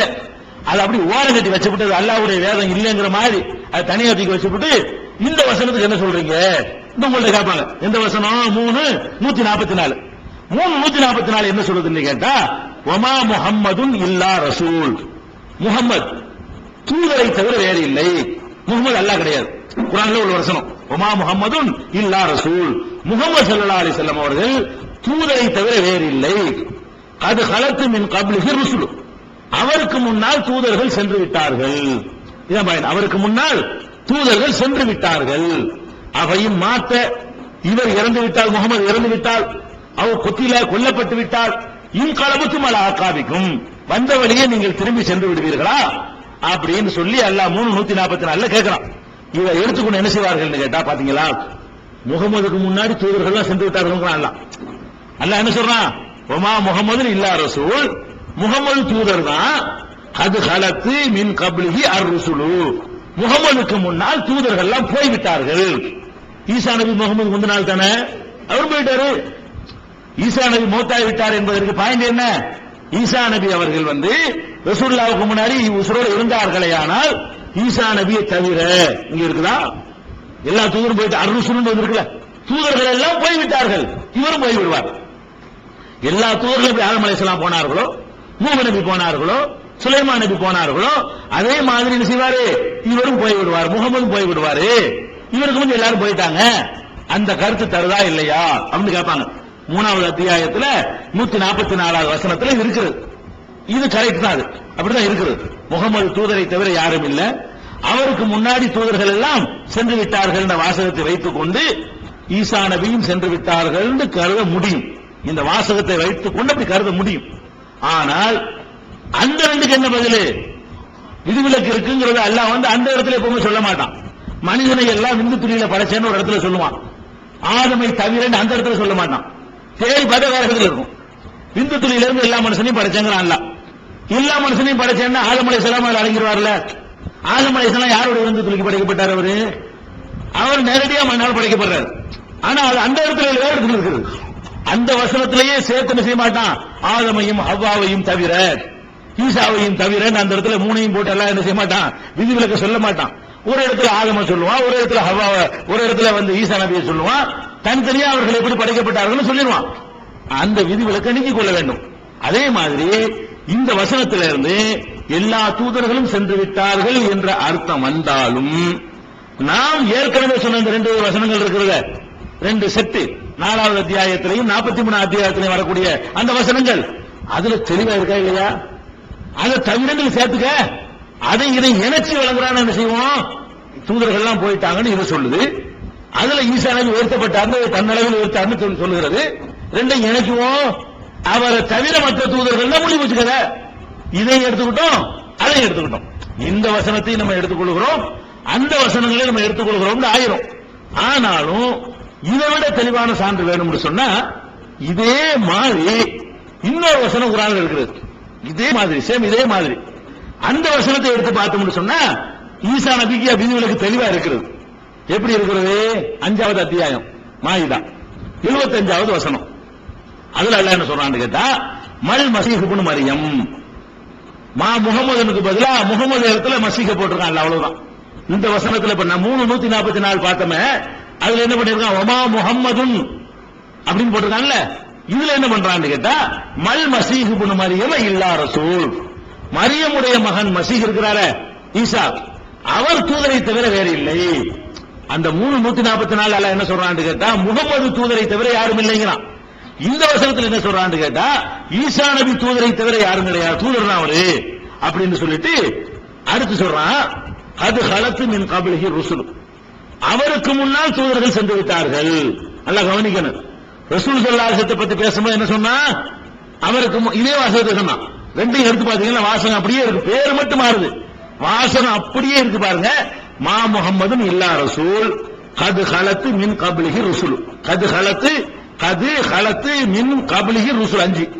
அதே மாதிரி 5:75 அல்லாஹ் என்ன சொல்றான், ஈசா நபிக்கு சொல்றான், மல் மசீஹ் இப்னு மரியம் இல்லா ரசூல் கது கலத்து மின் கப்லிஹி ருசுல் 5 சொல்றான். அதே வாசம். அப்ப ஈசா நபிக்கு முன்னாடி தூதர்கள் சென்று விட்டார்கள் அப்படிங்கிறான். இப்ப ஈசா நபியை பத்தி பேசும்போது அவர் சென்று விட்டார் சொல்லணும். அவர் மூத்தா போய் இருந்தார்னு சொன்னா என்ன செய்யணும், அவர் மூத்தா போனதை பத்தி சொல்லணுமா, அவருக்கு முந்தி மூத்தா போயிட்டார்கள் சொல்லணுமா? அவருக்கு முந்தி எல்லாம் மூத்தா போயிட்டாங்கன்னு சொன்னா என்ன அர்த்தம், அவர் இருக்காங்கன்னு அர்த்தம். என்னை பத்தி பேசுறீங்க, இவருக்கு முந்தி எல்லாரும் மூத்தா விட்டார்கள் அர்த்தம், நான் இருக்கிறேன்னு அர்த்தம். நான் மூத்தா போயிட்டால் அது பேச தேவையில்லை, நான் மூத்தா போயிட்டேன். அப்ப ஈசா நபியை பத்தி எல்லாம் பேசும்போது என்ன செய்யறான்னு கேட்டா, முகமது ஸல்லல்லாஹு அலைஹி வஸல்லம் பயன்படுத்தின அதே வாசகத்தை பயன்படுத்துகிறான். எப்படி பயன்படுத்துகிறான், ஈசா நபியும் தூதர் தான், அவருக்கு முன்னால் தூதர்கள் சென்று விட்டார்கள். அவர் சென்று விட்டார் நீங்க சொல்லல, அவருக்கு முன்னால் தூதர்கள் சென்று விட்டார்கள் என்ன அர்த்தம், அவர் இருக்கிறாரு. முகமது ஸல்லல்லாஹு அலைஹி வஸல்லம் பத்தி பேசும் பொழுது முகமதுக்கு முன்னால் தூதர் சென்று விட்டார்னு அல்லாஹ் சொல்றான். இது இறங்கும் போது முகமது ரசூலுல்லாஹ் இருந்தாங்களா இல்லையா? முகமதுக்கு முன்னால் தூதர்கள் சென்று விட்டார்கள் என்ற வசனம் இறங்கும் போது முகமதுக்கு தானே இறங்குறது, அவங்க ரசூலோட தானே இருந்தாங்க. அப்ப ஈசா நபிக்கு முன்னால் தூதர்கள் சென்று விட்டார்கள் என்று சொன்னா ஈசா நபி இருக்கிறாங்கன்னு தான் விளங்குது. அப்ப ஈசா நபி உயிரோடு இருக்கிறார்கள் என்பதை இதே மாதிரியான வாசகத்தை வைத்து அல்லாஹ் சொல்றான். இதை கூட எதுக்கு சொல்றான்னு கேட்டா, ஈசா நபியை கடவுளுங்கிறாங்க, கடவுளுடைய குமாரருங்கிறாங்க. அதுக்கு கவுண்டர் தான் இது. இந்த 5:75 வசனம் இருக்கிறத அதுக்கு மறுப்பு தான் இது. இதுல எல்லாம் என்ன சொல்றான்னு கேட்டா, கானா யகுலானி தாம் உம்மு சித்திகா, இவருடைய அம்மா உண்மையாளராக இருந்தாங்க, ஈசா நபியுடைய அம்மா. கானா யகுலானி தாம், ரெண்டு பேரும் சாப்பிட்டுக் கொண்டிருந்தார்கள். நல்லா சொல்லி காட்டுறான், சாப்பிட்டுக்கிட்டு இருந்தார்கள். உள்ளூர் கைபொண்ணு பைக்கும் உலகமுள்ள ஆயாத், சான்றுகளை எவ்வாறு நாம் தெளிவுபடுத்துகிறோம் என்று சிந்தித்துப்பார். சுமூர் அண்ணாயுபகும், அதற்கு பிறகு எப்படி அவர்கள் திசை திருப்பப்படுகிறார்கள் என்பதையும் சிந்தித்துப்பார் என்று எல்லாம் கேட்கிறான். இதுல ஈசா நபி கடவுள் நினைக்கிறாங்கல்ல, அதுக்கு மறுப்பு இந்த வசனம். எதை சொல்லி எல்லாம் மறுக்கணும்? திண்டாங்கன்னு சொல்லி மறுக்கலாம். கடவுள் இல்லையடா, கடவுள் தின்பாரா? அவர் தின்றார்ல, அவருடைய அம்மா தின்னாங்கல்ல, அல்ல கேட்கிறான். ரெண்டு பேருமே சாப்பிட்டாங்க. ஆனா யகுலானி தாம், ரெண்டு பேருமே சாப்பிட்டுக் கொண்டிருந்தாங்க. என்னத்தையும் சொல்லு, சாப்பிட்டாரா இல்லையா? அவங்க அம்மா சாப்பிட்டாங்களா இல்லையா? அப்புறம் என்ன கடவுளுங்கிற? நான் கடவுள் சாப்பிட மாட்டாங்க. அப்ப சாப்பிட்டார்கள் என்பதை வைத்து அல்லாஹ் வந்து கடவுள் இல்லைன்னு மறுக்கிறான். இவர் மூத்தா இருந்தாருன்னு வைங்க, அதை வச்சு மறுத்திருப்பான்ல. என்ன கடவுள் செத்து போயிட்டார்ல, பின்ன கடவுள்னு கேட்டுப்பான்ல. மூத்த சாப்பிடுறதை சொல்லி நிரூபிப்பதை விட ஒருவன் செத்து போவதை சொல்லி நிரூபிப்பது இன்னும் வைத்தானது. ஒருவன் கடவுள் சொல்றாங்க, அவன் கடவுள் இல்லைன்னு நிரூபிக்கிறதுக்கு வந்து திங்கிற சொல்றதை விட சாவுறது சொன்ன வைத்தா இருக்கணும் இல்லையா? ஒருத்தர் கடவுள் வாதிடுறான், சோறு திங்கிறான், அதை போய் மக்கள்கிட்ட சொன்னா கூட திண்டா என்ன கடவுள் சோறு திண்டா என்னன்னு கேட்பான். செத்துட்டான் வைங்க, கடவுள் என்னடா இப்ப சொல்ற, செத்துட்டானடா முடிப்பான், பதில் சொல்ல மாட்டான். அப்ப செத்து விட்டார்னு சொல்வதுதான் ஒருவன் கடவுள் இல்லைன்னு நிரூபிக்கிறதுக்கு வந்து வலிமையான காரணம். திங்கிறார் என்பது வலிமை குறைஞ்ச காரணம். எல்லாரும் புரிஞ்சுக்க மாட்டாங்க. சாதாரண மக்கள் திண்டு கடவுளா இருக்கலாம் நினைக்குவான். கடவுளுடைய இலக்கணம் விளங்காதவன் திண்டுகிட்டே கடவுளா இருக்கலாம் நினைக்குவானா இல்லையா? அப்படி நினைக்கிறவன் இருக்கிறான். அதனால திங்கிறார்கள் சொல்லி கடவுள் தன்மையை மறுப்பதை விட செத்து விட்டார்னு சொல்லி கடவுள் தன்மையை மறுப்பது வந்து வலிமை கூடியது. அந்த அடிப்படையில் பாத்தீங்கன்னா ஈசா நபி மூத்தா இருந்தார்னு வைங்க, இந்த இடத்துல அல்லாஹ் என்ன சொல்லியிருக்கானு, ஈசா தூதர் தான், ஆள் அவரு போயிட்டாரா இல்லையா? அவர் செத்துட்டாரா இல்லையா? அப்புறம் என்ன கடவுளாக்குறீங்க அப்படி நல்லா கேட்டிருக்கணும்.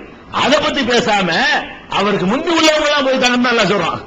ஈசா தூதர் தான், அவருக்கு முந்தி உள்ளவர்கள் போய்விட்டார்கள், ஆனா அவர் தின்னுட்டு இருந்தாரு. அதை செஞ்சு பாரு, நீ சாப்பிட்டதை வச்சு நீ கடவுள் இல்லைன்னு வழங்கிக்க. அப்படிதான் அல்ல அந்த பாயிண்ட் வந்து நிறுவனம். அதுல இருந்து என்ன வழங்குதுன்னு கேட்டா, ஈசா நபி அவர்கள் விதிவிலக்கு பெறுகிறார்கள். முகமது ஸல்லல்லாஹு முந்தி மற்ற தூதர்கள் எல்லாம் மௌத்தா போயிட்டார்கள் என்று சொன்னா அதே மாதிரியான வசனம் ஈசா நபிக்கும் சொல்லப்படுற காரணத்தினால ஈசா நபி விதிவிலக்கு, அவங்களும் மௌத்தா போகல, அவங்களுக்கு முந்தி உள்ளவங்க தான் மௌத்தா போயிருக்கிறாங்க என்பது 5வது அத்தியாயம் 75வது வசனத்தை வைத்து பார்த்தாலும் விளங்கிக் கொள்ளலாம். இன்னும் ஈசா நபி உயர்த்தப்பட்ட விஷயமாக வந்து 1-2 பாயிண்ட்கள் இருக்குது. அதை முடித்து விட்டு இன்ஷா அல்லாஹ் அடுத்த வாரம் பார்த்து விட்டு அதுக்கு அடுத்த வாரங்கள்ல ஈசா நபியுடைய வருகை எப்படி இருக்கும், இறுதி காலத்தினுடைய கியாமத் நாள் பூரா இதெல்லாம் கொண்டு வரணும். ஈசா நபி காலத்தினால கியாமத் நாள் நிலவ போகிறது. அதுல மற்ற விஷயங்களை இன்ஷா அல்லாஹ் பார்ப்போம். மறைகூறும் இறை தூதர்கள் என்ற தொடர் நிகழ்ச்சியில நபிமார்களுடைய வரலாற்றை நாம் அறிந்து வருகிறோம். கடந்த சில வாரங்களாக ஈசா நபி அவர்களுடைய வரலாற்றையும் ஈசா நபியை பற்றி நமக்கும் கிறிஸ்தவர்களுக்கு மத்தியிலே உள்ள வேறுபாடுகளை பற்றியும் ஈசா நபி அவர்கள் இறைவனால் உயர்த்தப்பட்டிருக்கிறார்கள், இறுதி காலத்திலே வருவார்கள் என்பதை பற்றியும் கடந்த சில வாரங்களாக நாம் ஆய்வு செய்து வருகிறோம்.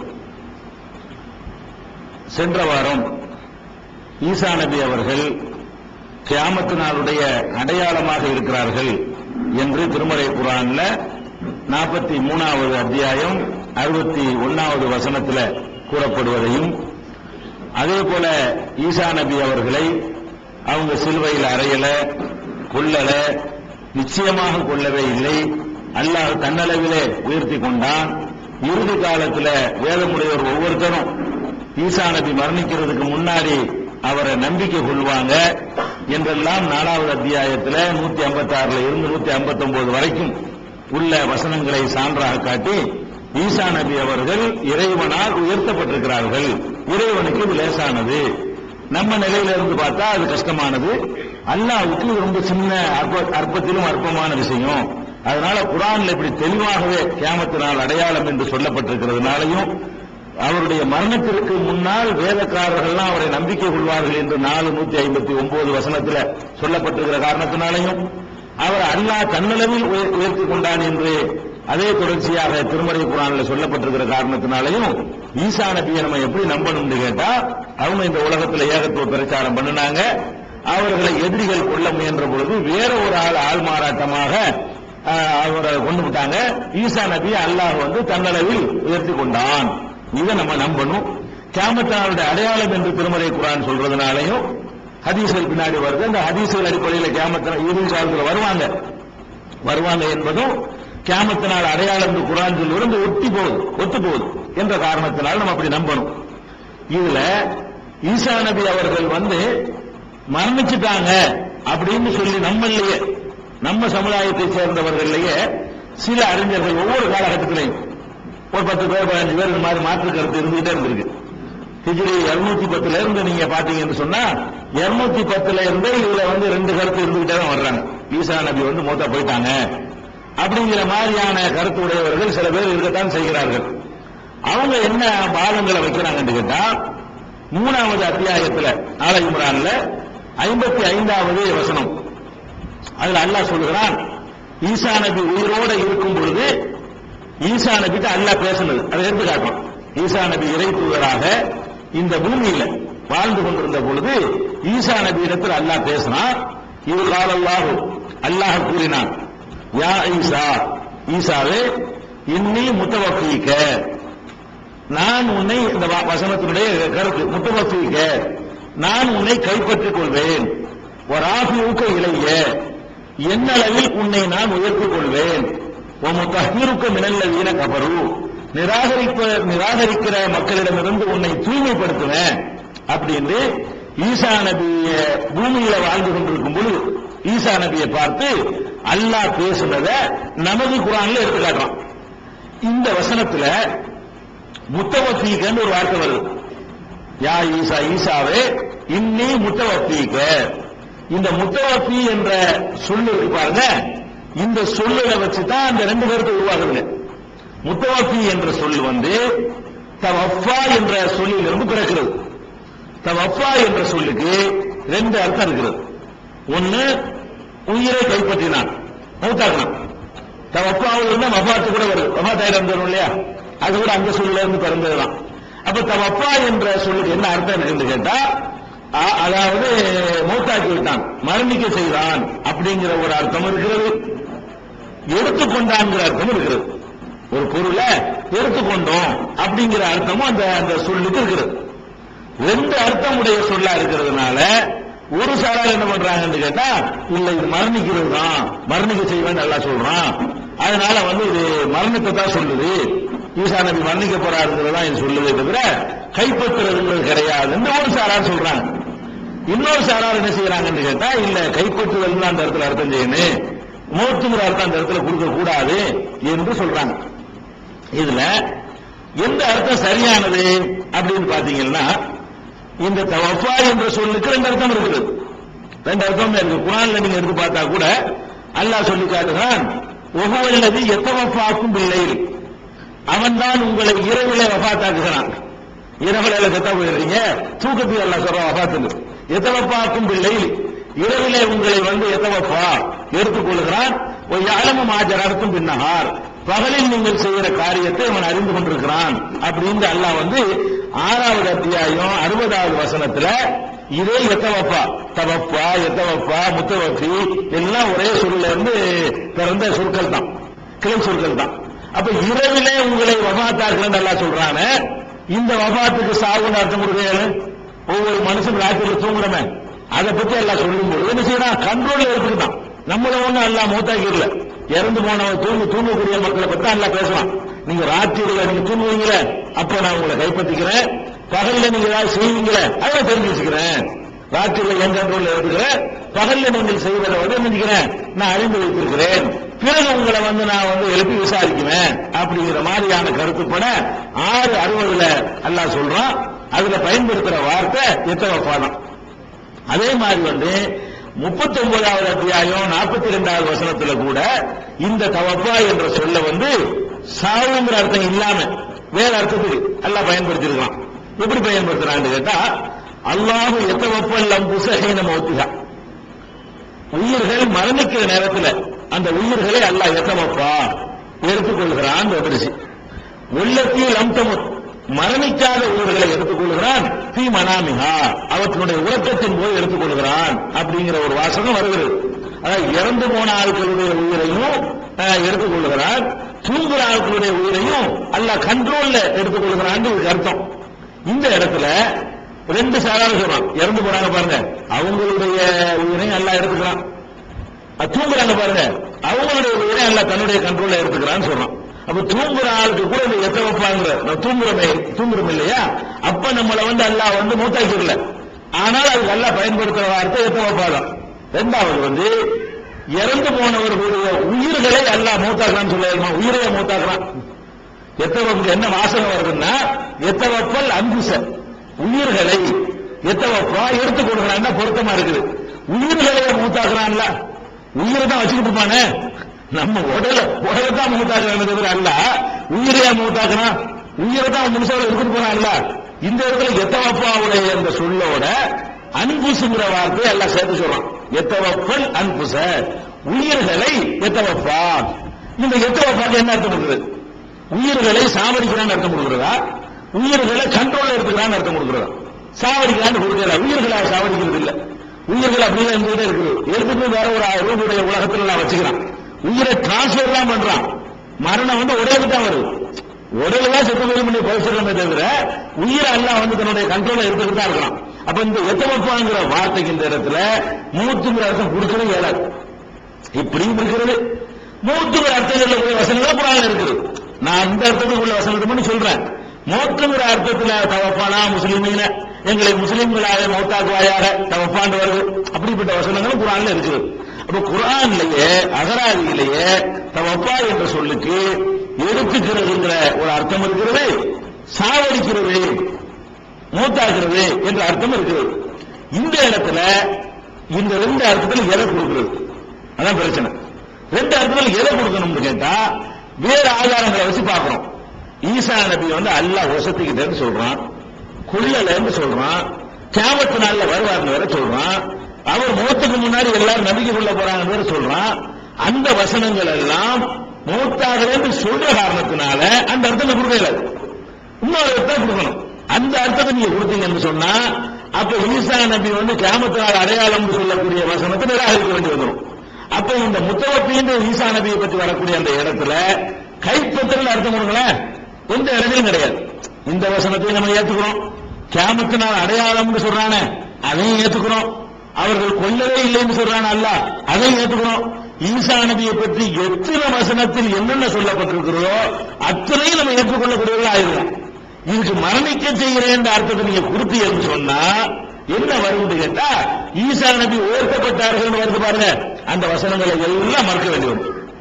அதே மாதிரி கியாமத் நாள் அடையாளம்னு சொல்லப்படுது பாருங்க, அதுக்கு இதுக்கு சொல்றதா பாதி மறுக்கிற மாதிரி வரும்.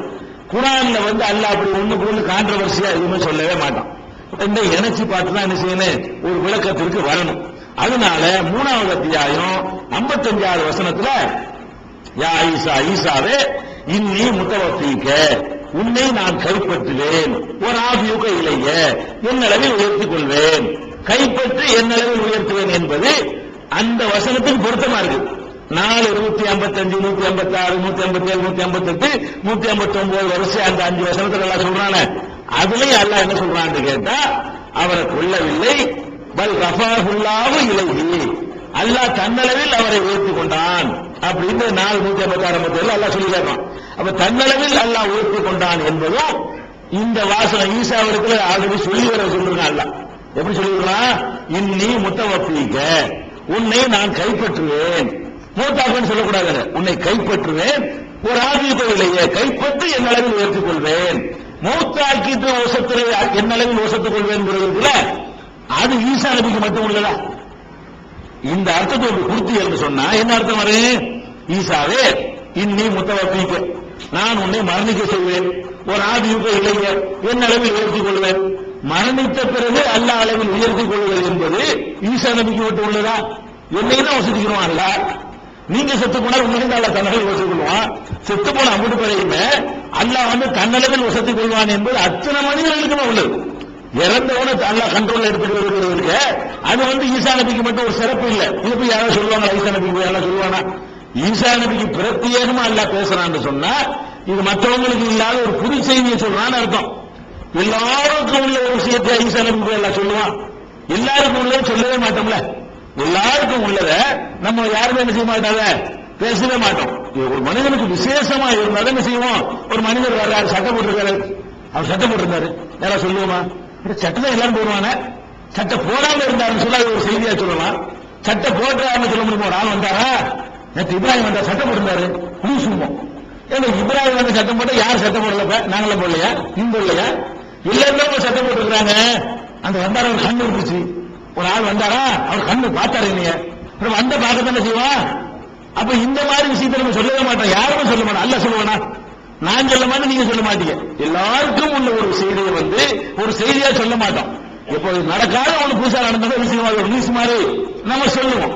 அப்ப அந்த மாதிரி எல்லாம் என்ன செய்யறான்னு கேட்டா, ஈசாவே உன்னை நான் மரணிக்க செய்து உயர்த்திக் கொள்வேன் அப்படின்னு அர்த்தம் கொடுத்தீங்கன்னா இது ஈசாட்டு சொல்லுவேன். அதான் நடந்துகிட்டு இருக்க காலங்கள்லாம் ஆதம் அலைஹிஸ்ஸலாம் காலத்திலிருந்து ஈசா நபி காலம் வரைக்கும் எத்தனை கோடி பேர் மௌத்தா போனாங்களோ அத்தனை பேருக்கு அதை நடந்துச்சு. அதுக்கு பிந்தி ஆதம் அலைஹிஸ்ஸலாம் காலத்திலிருந்து ஈசா நபி காலம் வரைக்கும் எத்தனை கோடி பேர் மௌத்தா போனாங்களோ அத்தனை பேருக்கு அதை நடந்துச்சு. அதுக்கு பிந்தி அதை நடந்துகிட்டு இருக்க எல்லாம் மரணிக்க செய்யலாம், அவன் அளவில் வசதி கொள்கிறான். உசுரோட வசத்துறது கூட யாருக்கும் நடக்காத விஷயம். ஆள் உசுரோட இருக்கும் பொழுது மௌத்த ஆக்காம அப்படியே தூக்கிட்டு போற விஷயம் இருக்கு பாருங்க, அது ஒருத்தருக்கு நடக்கல. ஈசாவுக்கு முந்தைய நடக்கல, பிந்திய நடக்கல. எது நடந்துகிட்டு இருக்குது? மூத்தா பொண்ணு வசத்துறது என்பது அல்லவே பரிசோவை கொண்டு போயிடுறாங்களா, அவனுடைய கண்ட்ரோலா எடுத்துட்டு போறாங்களா? நான் தான் மௌத்தா உயிர்களை அல்லாத எத்தனை போல அம்புச உயிர்களை தன் கைப்பிடியில எடுத்துக் கொடுக்கிறான் அல்லா சொல்லத்தான் செய்யலாம். தன் கைப்பிடியில இருக்கிறாண்டாலே வசத்தினால இருக்கும். அப்ப மரணித்த பிறகு ஒருவரை தன்னளவில் அல்லாஹ் உசத்துவது என்பது ஈசா நபிக்கு உள்ள ஒரு சிறப்பு கிடையாது. எல்லாருக்கும் நடக்கக்கூடிய ஒரு சாதாரணமான ஒரு நிகழ்வு. ஈசா நபிக்கு அல்லாஹ் என்ன சொல்றான்? கூப்பிட்டு சொல்றான், ஈசாவே இன்னி முத்தவஃபீக, நான் உன்னை கைப்பற்றி ஒரு ஆபியோக இல்லையே என் அளவு உயர்த்திக் கொள்வேன். மற்றவங்களை சாவடிச்சு வசத்துவேன், உன்னை கைப்பற்றி நான் வசத்துவேன் அர்த்தம் கொடுத்தாதான் அது சரியா வரும். இந்த வாசகத்தினுடைய ஆனா முத்தவஃபீங்கிற சொல்லுக்கு எந்த அர்த்தம் இருக்குது? மரணிக்கிறது என்ற மரணிக்க செய்வதுங்கிற அர்த்தம் இருக்கிறது, கைப்பற்றுதல்ங்கிற அர்த்தம் இருக்கிறது. ஆனால் அவர்கள் இந்த கைப்பற்றுதல்ங்கிற அர்த்தத்தை கவனிக்காம மரணிக்கிற அர்த்தம் தான் கொடுக்கணும்னு சொல்லி சில பேர் பிடிவாதமா சொல்றாங்க. அவர்கள் சொன்னார்களே, ஆனால் இந்த வசனத்தை அவங்க நம்பிக்கைப்படி ஏற்றுக்கிட்டாங்க. மற்றதெல்லாம் ரசூலுல்லாஹ் சொன்ன வருவாங்கன்னு சொன்னது, கியாமத்தின் அடையாளம் அல்லாஹ் சொன்னது, அதெல்லாம் பதில சொல்ல மாட்டேங்கிறாங்க. அவர்கள் எடுத்து வைக்கிற வாதங்களை எல்லாம் நம்ம அந்த அவங்க நூல் வடிவுலையும் எழுதியிருக்காங்க கடந்த காலங்கள்ல எல்லாம். அதுல பார்த்தோம்னு சொன்னா இந்த ஈசா நபி கியாமத்தின் அடையாளம் எல்லாம் சொல்றானே, அந்த வசனத்தை கண்டுக்கவே மாட்டாங்க. ஒவ்வொரு வேலைக்காரரும் மரணிக்கிறதுக்கு முன்னாடி ஈசா நபியை நம்புவார்னு சொல்றானே, அதை கண்டுக்கவே மாட்டாங்க. அப்ப கண்டுகொள்ளாமல் ஒதுங்கிட்டு போறதுனால அவங்களுக்கு முரண்பாடு தெரியல. இப்ப நம்ம எல்லாத்தையும் சேர்த்து வச்சு பார்க்கக்கூடிய நேரத்தில் ஈசா நபியை கைப்பற்றத்தான் செய்தானே தவிர மௌத்தாக்கிற பாடியோட உயிரோடவும் உடலோடவும் சொல்வதா என்ன செய்யணும்? உயிரோடவும் உடலோடவும் சேர்த்து அல்லாஹ் எடுத்துக்கொண்டான்ங்கிற கருத்து கொடுப்பதுதான் சரியானது. இது மற்ற வசனத்தோடு ஒட்டி போவதுன்னு விளங்கிக்கலாம். 3:55